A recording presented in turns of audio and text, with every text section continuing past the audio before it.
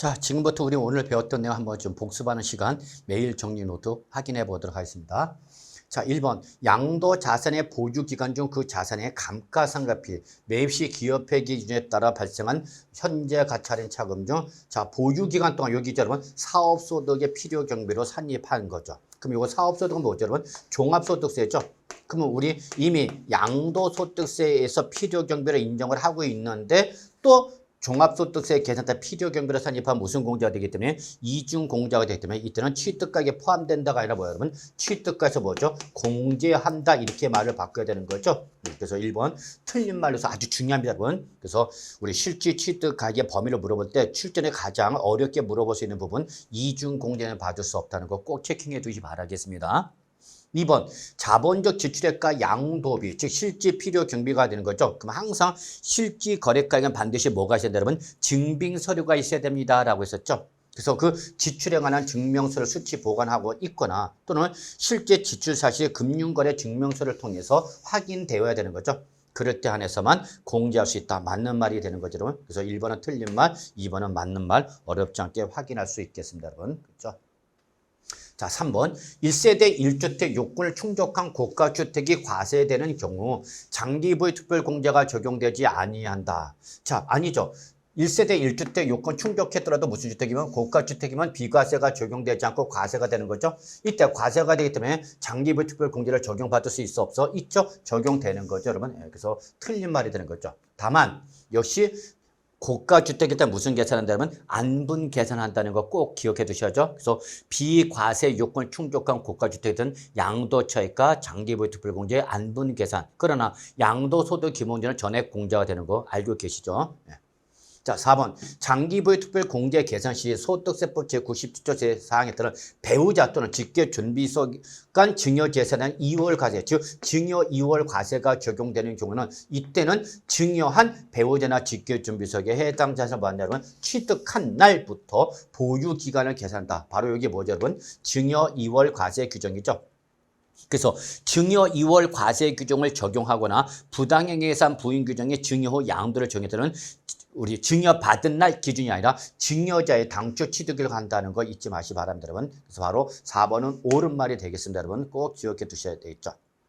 5번 양도소득금액에 조세특례제한법에 따른 감면소득금액이 있는 경우에는 그 감면소득금액에서 먼저 공제한다. 아니죠. 이렇게 당해연도 중에 감면대상과 비감면대상이 따른 비감면소득이죠. 그래서 감면소득금액 외의 양도소득금액 즉 무슨 대상에서 비감면 대상에서 먼저 공제를 받는 거다라는 걸 잊지 마시기 바라겠습니다. 여러분 아시겠죠? 그래서 5번은 틀린 말이죠. 6번 증여 2월 과세의 경우 거주자가 증여받은 자산에 대하여 납부할 납부할 증여세 상당액이 있는 경우는 이때 즉 기납한 증여세에 대해서는 바로 양도가에서 필요경비를 공제한 잔액. 여러분 여기서 양도가액에서 필요경비를 공제한 잔액. 이게 바로 뭐죠 여러분? 양도차익이 되는 거죠. 그래서 양도차익을 한도로 해서 여러분 바로 기납한 증여세는 필요경비를 산입하는 거죠. 그래서 바로 요 증여 2월 과세의 가장 중요한 특징, 증여 2월 과세는 기납한 증여세를 양도차익 한도 내에서 필요경비로 산입한다. 요거 꼭 기억해 두셔야 돼요. 그러나 일반적인 증여받은 경우라든지 또는 우리 부당행위 계산 부인의 증여 양도 때는 우리는 요 필요경비로 산입할 수가 없습니다. 꼭 기억해 두시기 바랍니다. 자, 7번 볼까요? 자, 7번. 양도소득이 있는 거주자가 그와 특수관계 있는 자와의 거래에서 바로 시가를 초과하여 취득하거나 즉 특수관계인과의 거래죠. 그러면서 고가양수 그죠? 또는 저가양도함으로써 조세 부담이 부당하게 어떻게 했죠 여러분? 감소된 거죠. 부당하게 감소됐을 때 여러분 그러면 그때는 그 취득가 또는 양도가액을 실질 거래가 아니죠. 양도책은 실질 거래가액의 원칙이지만 부당예산 부인 규정을 적용할 때 뭘로 계산하는 거죠? 부당예산 부인 규정을 적용할 때는 뭘로 계산한다 여러분? 시가로 계산하는 거죠. 그래서 7번은 틀린 말이죠. 자, 8번. 2021년 6월 1일 이후에 양도는 1년 미만 보유한 주택이나 조합원 입주권이죠, 여러분. 그래서 단기 보유한 주택이나 입주권이 들은 여러분 50%가 아니라 몇 프로죠, 여러분? 70%죠. 물론 부동산이나 일반적인 부동산에 관한 권리일 때 1년 미만은 50%가 맞습니다만 주택이나 입주권은 규제 대상이 되어버리기 때문에 이때는 70% 세율 적용받는다는 거 꼭 기억해 두셔야 됩니다. 틀린 말이 되는 거죠, 여러분. 예.